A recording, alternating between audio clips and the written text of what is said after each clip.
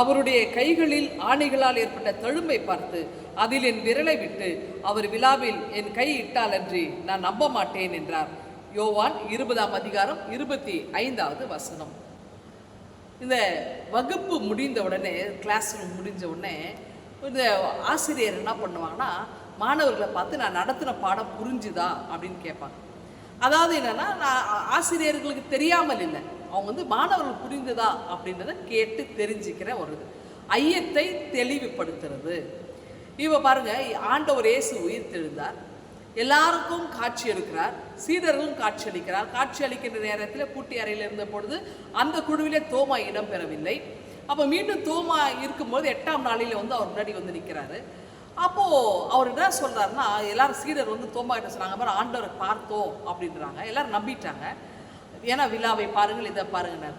ஆனால் தோமா என்ன சொன்னார், இல்லை, அவருடைய விழாவிலே நான் என்னுடைய விரலை விடணும், அவருடைய தழும்புகளை நான் பார்க்கணும், தொட்டு பார்த்து நான் ப்ரூஃப் பண்ணணும் அப்படின்றார்.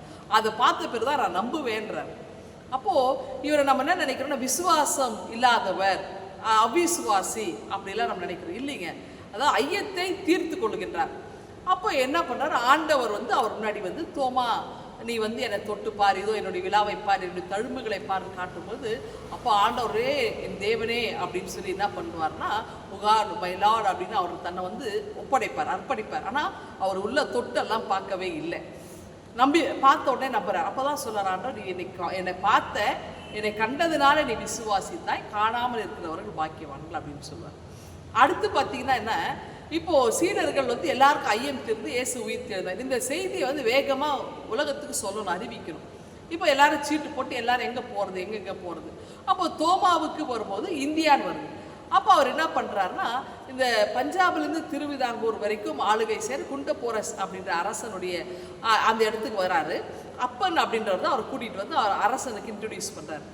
அப்போ அவரு என்ன செய்கிறாரு, கொஞ்சம் பணத்தை கொடுத்துட்டு உனக்கு என்ன வேலை தெரியும்னு கேட்குறாரு முதல்ல. அப்போ அவர் எனக்கு கட்டிடப்பணி நான் கூடார பணிகளாக நான் செய்வேன்னு, சரி நான் கொஞ்சம் பணம் ஒன்று கொடுக்குறேன், ஒரு நல்ல ஒரு அரண்மனை நீ கட்டிட்டு வான்னு சொல்லி அவர் ராஜா வெளியே போயிடுறாரு. கொஞ்ச நாள் கழித்து வரார், பார்த்தா அரண்மனை கட்டப்படவில்லை. அப்போ என்ன பண்ணியிருக்காரு, அந்த பணத்தை ஏழை எளியவங்களுக்கு கொடுத்து உதவி செஞ்சுட்டு இருக்கிறார் தோமா.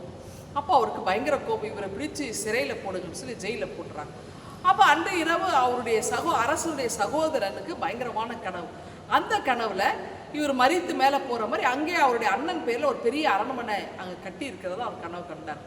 அண்ணன் எடுத்து இந்த செய்தியை சொன்னார்.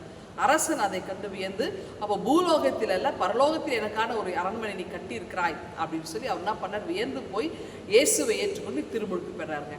பாருங்க, எங்கேயோ இருந்த தோமா இந்தியாவிற்கு இங்கே அநேக திருப்பணிகளை செய்து இங்கே இரத்த சாட்சியாகவே மரித்தார்.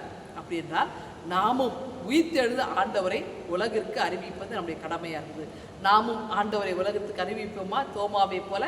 இந்த சிந்தனையோடு இந்த நாளை துவங்குங்கள். ஆண்டவர்களை ஆசீர்வதிப்பாராக. ஆமேன். எங்கள் அன்பின் ஆண்டவரே, தோமாவை போல நாங்களும் உங்களுடைய செய்தியை சொல்ல எங்களுக்கு கிருபை தாங்க. மீட்பரை ஜெபிக்கிறோம் எங்கள் அன்பின் கடவுளே. ஆமாம்.